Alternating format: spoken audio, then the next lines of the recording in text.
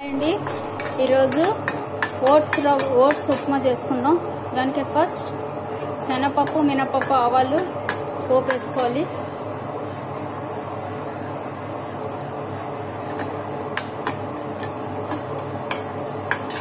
శనగపప్పు మినపప్పు ఆవాలు పోపు వేయాలి. పోపు వేగాలి.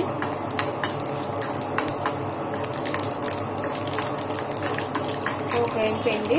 ఇప్పుడు ఇందులో కరివేపాకు కొత్తిమీర పచ్చిమిర్చి పోపు వేయాలి. వేసాక సరిపడా వాటర్ పోయాలి. పచ్చిమిర్చి కరివేపాకు వేసాక సరిపడా వాటర్ పోయాలి. ఇప్పుడు సరిపడా సాల్ట్ కూడా వేసుకోవాలి. ఇది మరగనివ్వాలి బాగా.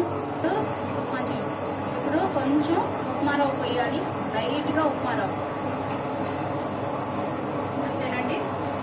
కొంచెం ఉప్మా రవ్వ పోసి తర్వాత ఇది కొంచెం ఉడికాక ఇందులో ఓట్స్ కూడా వేసుకోవచ్చు.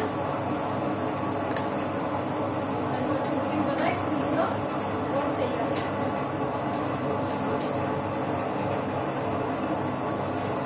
ఇందులో కొంచెం ఓట్స్ కూడా వేసుకోవాలి.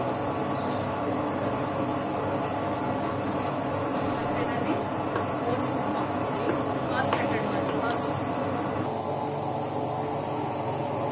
చూసారు కదండి, ఇంతే ఓట్స్ ఉప్మా రెడీ అయిపోయింది. ఇంకొక 5 నిమిషాలు దగ్గర పడినిచ్చి ఆపేయడమే. లాస్ట్లో కొంచెం గీ వేసుకుని లేదా లెమన్ పిండుకుని తినచ్చు. చూడండి, చాలా బాగుంటుంది.